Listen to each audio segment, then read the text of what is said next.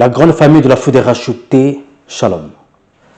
Vous qui êtes avec nous présentement comme d'autres qui sont sur des réseaux sociaux en train de nous suivre, sur Facebook et YouTube précisément, nous vous souhaitons un très bon dimanche et vous saluons dans le précieux et glorieux nom du Seigneur Jésus-Christ, notre Sauveur. Tout bon arbre produit de bons fruits, mais le mauvais arbre produit le mauvais fruit. Tout arbre bon ne peut pas porter de mauvais fruits, ni mauvais arbre porter de bons fruits. Nous allons prier avant de décortiquer avec notre nouveau numéro d'enseignement de ce dimanche. Excellent Père de grâce, le Dieu d'amour et d'éternité.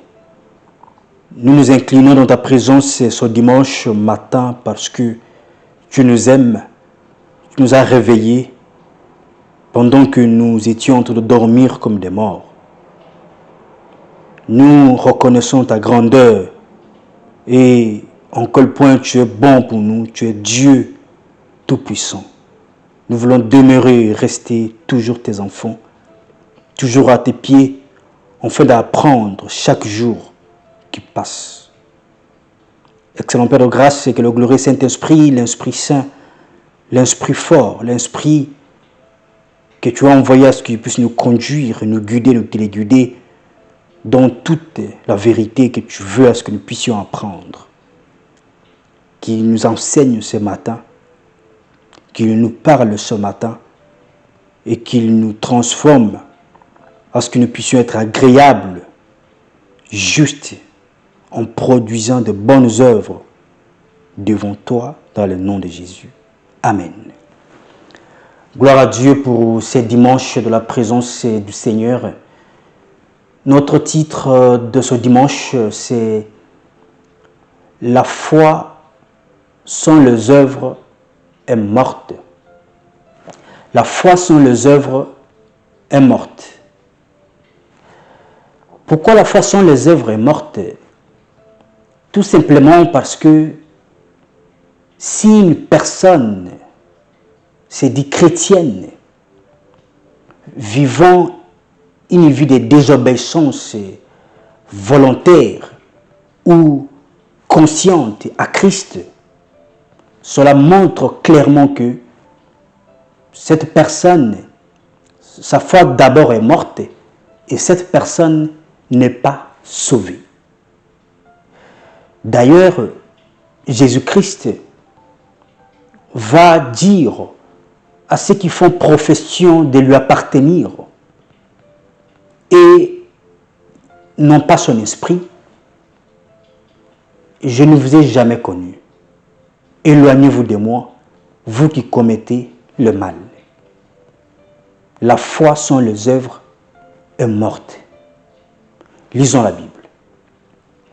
La Bible dit dans le livre de Jacques, au chapitre 2, au verset 14 jusqu'au verset 18, la parole du Seigneur.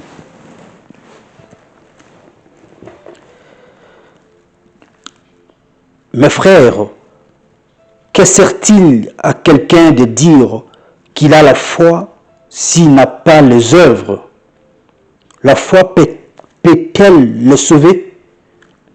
Si un frère ou une sœur sont nus et manquent de la nourriture de chaque jour, et que l'un d'entre vous leur dise « Allez en paix, chauffez-vous et vous rassasiez », et que vous ne leur donniez pas ce qui est nécessaire au corps, à quoi cela sert-il? Il en est ainsi de la foi. Si elle n'a pas les œuvres, elle est morte en elle-même. Mais quelqu'un dira, toi tu as la foi et moi j'ai les œuvres. Montre-moi ta foi sans les œuvres et moi je te montrerai la foi par mes œuvres. La parole du Seigneur. D'abord, c'est une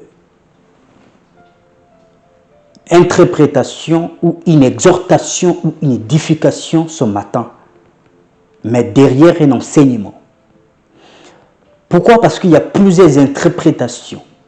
Lorsque nous parlons des œuvres de la foi, ou lorsque nous disons que la foi sans les œuvres est morte, plusieurs d'entre nous se focalisent plus pour voir plutôt le miracle. Quelles sont les œuvres dont le pasteur racheté parle ou veut parler? Les œuvres dont on parle ici, ce ne sont pas les œuvres de la chair.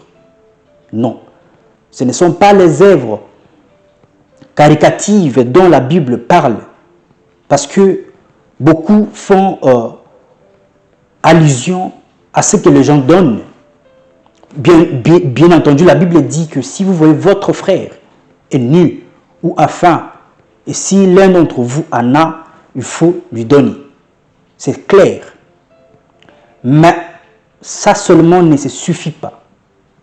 Ça seulement ne suffit pas pour que votre foi soit vivante, que votre foi soit active, ou que votre foi plaise au Seigneur. Non.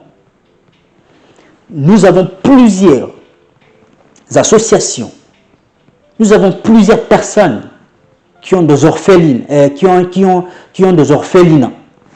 Moi d'ailleurs, qui vous parle, il y a plusieurs personnes qui me contactent pour les soutiens des orphelinats, des associations, des ASBEL et autres. Mais en réalité, ce n'est pas ça la foi. Ils ont des orphelinats. Par apparence, ils soutiennent les orphelins et ceux qui en manquent. Mais cela ne va pas les justifier. Ce n'est pas de ces œuvres que je parle ce dimanche, mais plutôt des œuvres des gens qui craignent le Seigneur, des œuvres des gens qui obéissent au Seigneur, des œuvres de gens qui s'alignent, qui alignent leur vie, leur conduite à la volonté parfaite de Dieu. Car c'est ça la vraie foi. La vraie foi, ce n'est pas seulement donner aux gens, ce n'est pas seulement donner la nourriture aux gens. Amen. Pourquoi? Il y en a des païens qui font ces œuvres. Il y en a des féticheurs, des occultistes, les hommes qui s'appellent maman et maman qui s'appelle papa, qui font aussi ces genres d'œuvres. Mais ça n'a rien à voir avec la foi.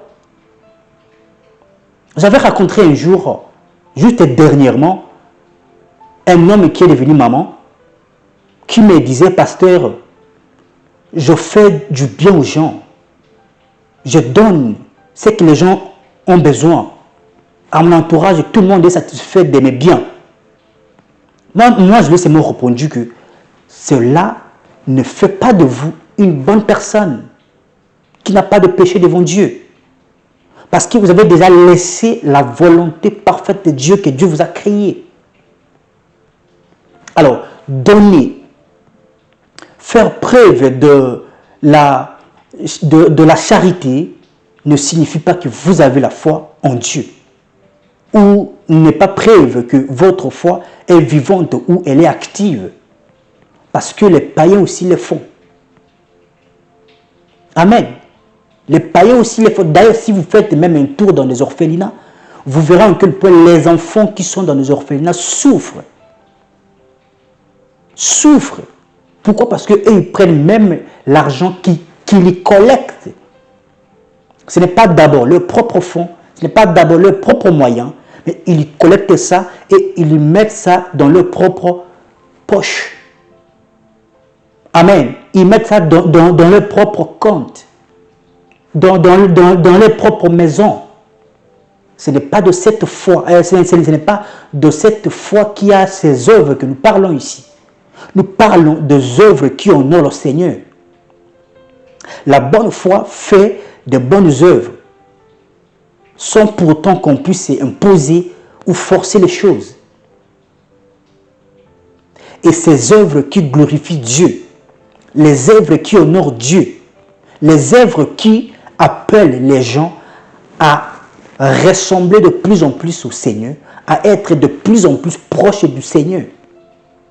Ce ne sont pas les œuvres pour être vues, pour être connues, pour être appréciées, pour être applaudi par les hommes. Non.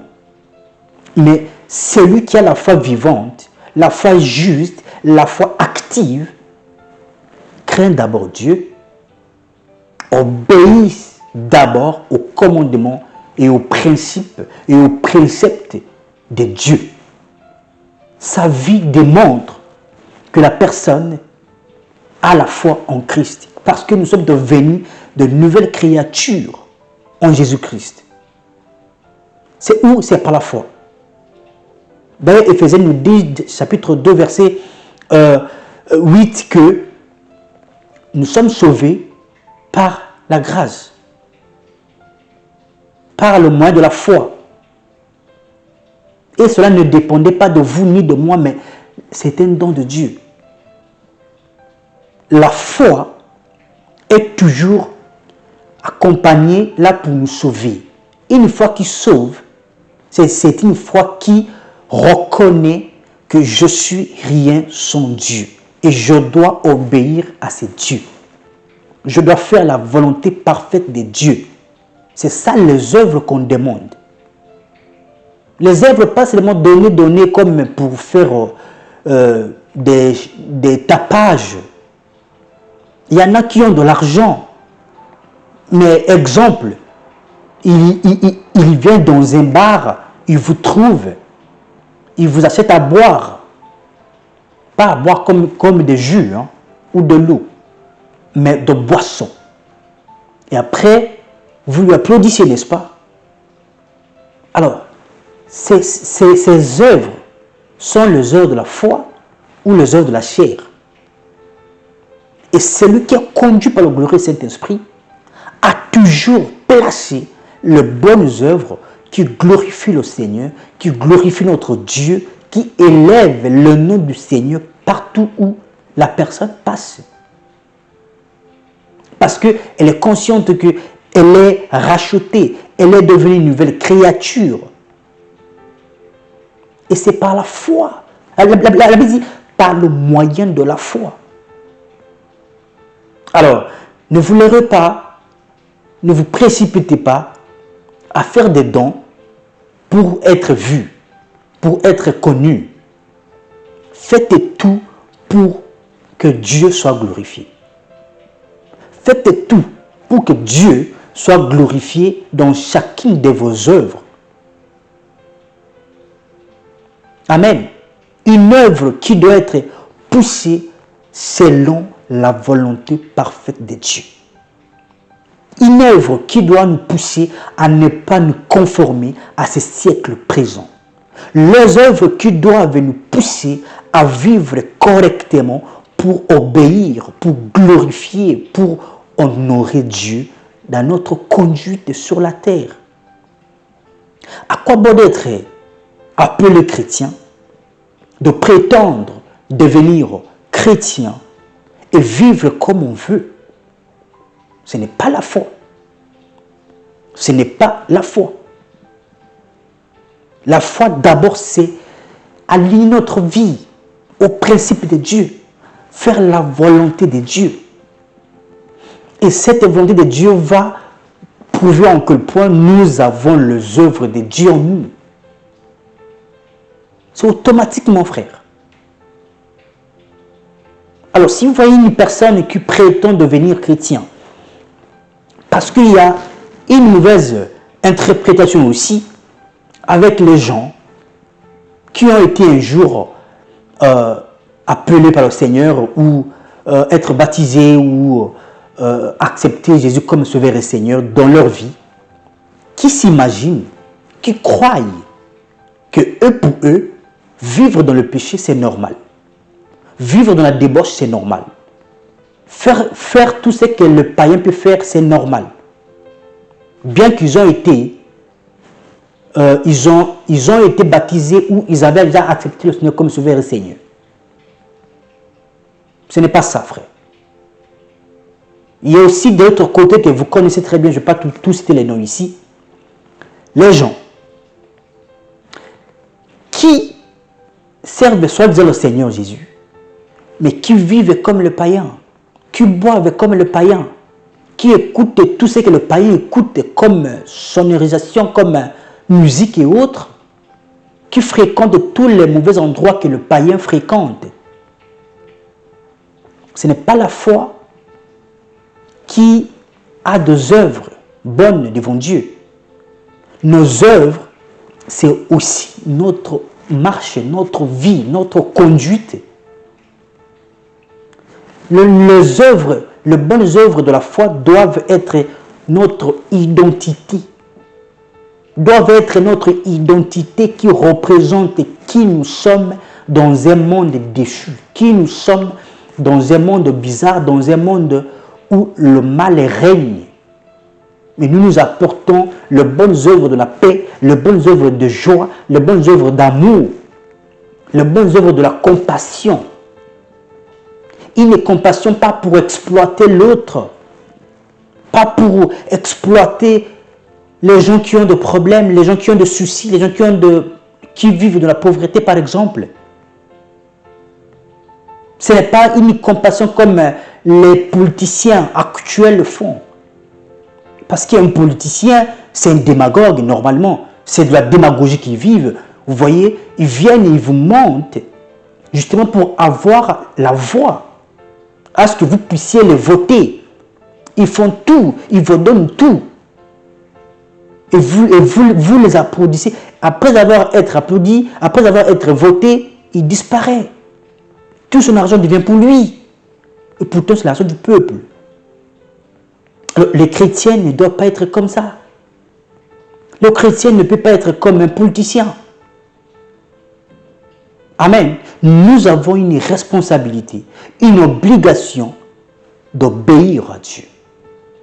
D'avoir une foi qui produit de bonnes œuvres. Les bonnes œuvres qui glorifient Dieu. Les bonnes œuvres qui honorent Dieu.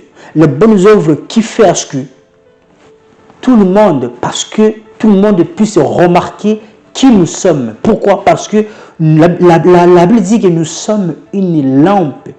Et on ne peut pas allumer une lampe et la mettre sous une table. Il faut qu'on la mette au-dessus d'une table à ce que tout le monde voie. À ce qu'on ne peut pas trébucher. À ce que nous puissions éclairer les autres. Au travers de quoi? Des bonnes œuvres que nous pouvons poser dans la société. Entre nous les chrétiens, même au milieu des païens, nous devons nous démarquer avec des bonnes œuvres. Tout en commençant par l'obéissance à Dieu. Tout en commençant par glorifier Dieu par notre caractère, par notre comportement, par notre idéologie, par notre fonctionnement. Amen. C'est très important. Et au verset 26, toujours Marc chapitre 2, verset 26, écoutez, la Bible dit, comme le corps sans âme est mort, de même la foi sans les œuvres est morte. Parole du Seigneur. C'est exactement. Apôtre, ici c'est Jacques, il compare la foi comme le corps. Il dit que la foi sans les œuvres est morte. Elle est pratiquement morte, carrément morte. Oh, j'ai la foi. Vous avez la foi, mais vous laissez les gens dans l'état où vous êtes, où ils sont, devant vous. Vous avez la foi, mais vous laissez les gens vivre sans pourtant que vous puissiez les apporter la bonne nouvelle qui sauve. Vous avez la foi, mais vous ne pouvez pas être devant à ce que vous puissiez montrer les gens le chemin qui est Jésus, qui peut aider quelqu'un, qui est le bon berger, qui peut nous sauver contre toute forme de loups ravisseurs, qui peut nous sauver contre toute forme d'attaque de l'ennemi.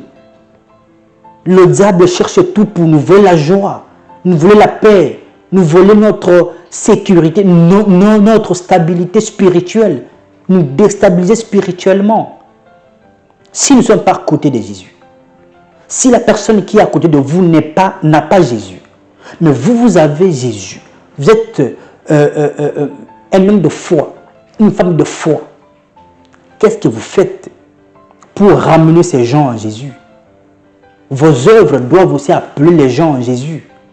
Votre comportement doit aussi appeler les gens en Jésus.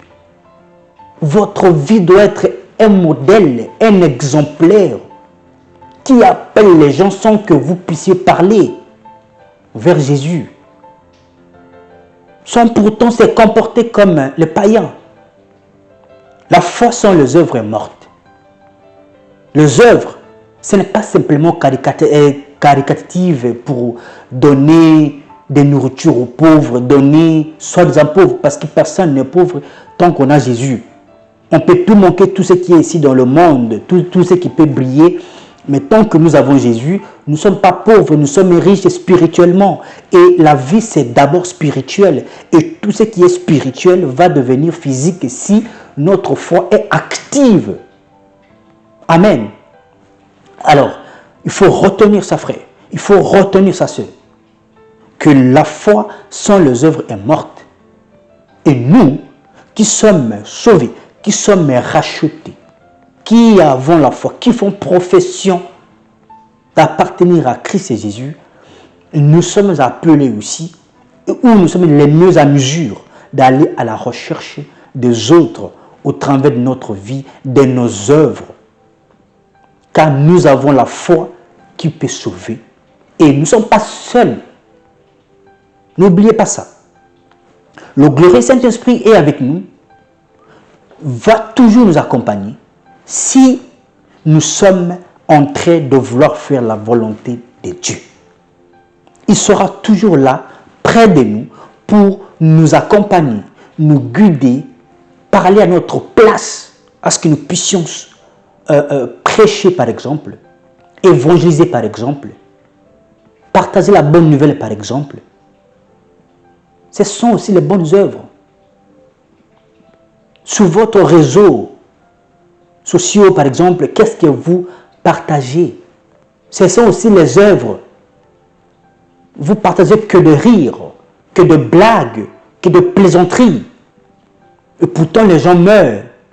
Et pourtant les âmes sont en train d'être perdues. Et pourtant il y a des personnes qui ont besoin des conseils spirituels, qui ont besoin d'une prière, qui ont besoin d'une parole qui peut les ramener, qui peut les réconforter, qui peut les soutenir, qui peut les édifier, qui peut les fortifier. Pourquoi pas les bénir selon chacun sa foi? Alors, si vous ne parlez pas, c'est que votre foi aussi est morte. Amen. Quelqu'un qui ne prêche pas, sa foi est morte. On n'a pas dit de devenir tous des pasteurs, non. On n'a pas dit de devenir tous des évangélistes, non. On n'a pas non plus dit que vous deviendrez des prophètes, non. On dit la parole que vous avez reçue, donnez aussi gratuitement. C'est aussi une œuvre de la foi. Celui qui a la foi ne peut pas garder la parole précieuse en elle-même, doit partager à son prochain. Ce sont aussi les bonnes œuvres qui glorifient Dieu, qui honorent Dieu.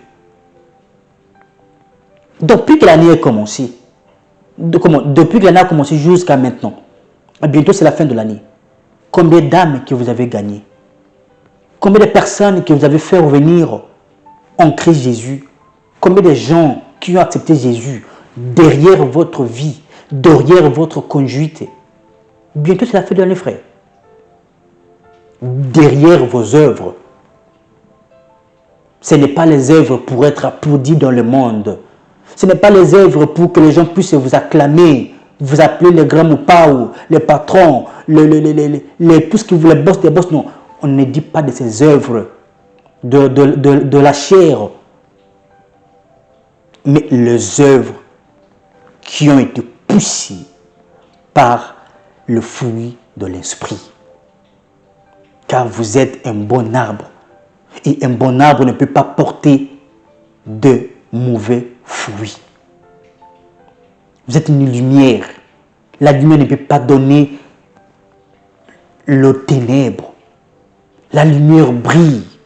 La lumière éclaire. La lumière montre le chemin que vous êtes. Amen. Que vous êtes. Et Hébreux chapitre 11, au verset 17 à 18, écoutez.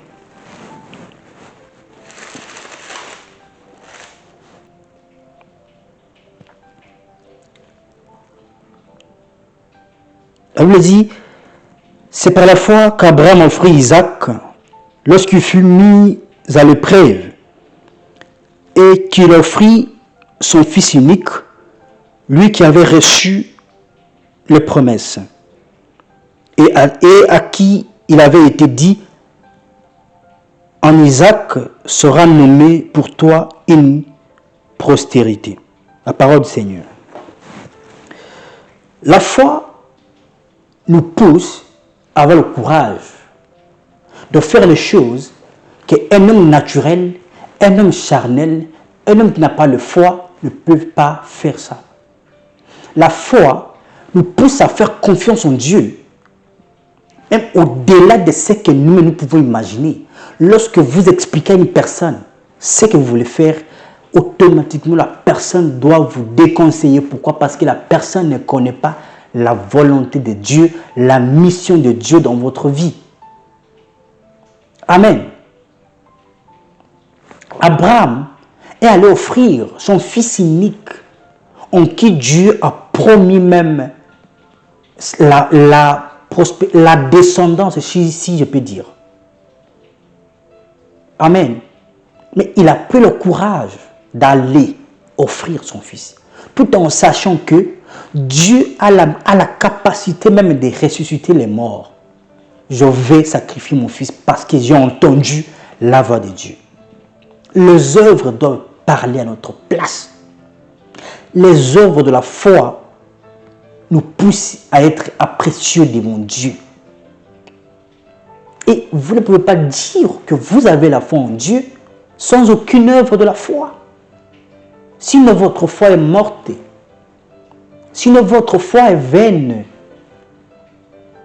Sinon votre foi n'a pas de racines, ne porte pas de bons fruits. Amen. C'est très important, frère. La foi sans les œuvres est morte. Examinez-vous.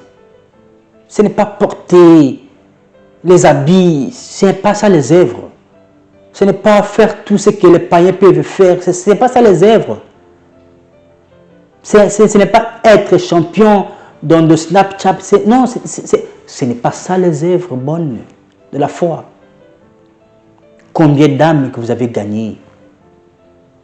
Combien de temps que vous prenez pour aller évangéliser? Combien de temps? La foi sans les œuvres est morte.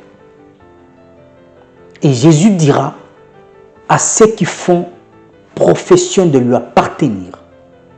Tout le monde qui fait profession de lui appartenir, Jésus dira, je ne vous ai jamais connu. Si vous ne faites pas ce qu'il lui vous demande. Éloignez-vous de moi, vous qui faisiez autre chose que ce que moi j'attendais de vous. Retenez bien ça. Bientôt c'est la fin de l'année. Bientôt il sera là, Jésus. Il va revenir pour prendre son église. Nous devons porter de bons fruits. Nous devons avoir de bonnes œuvres qui glorifient son nom. Qui glorifient son nom. Au cas contraire, notre foi est morte.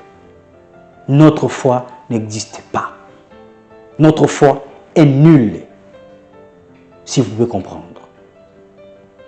Alors, frères, nous tous, en ce dimanche, nous devons être conscients. Nous devons être vraiment conscients que notre marche chrétienne Notre vie spirituelle, c'est une vie de foi.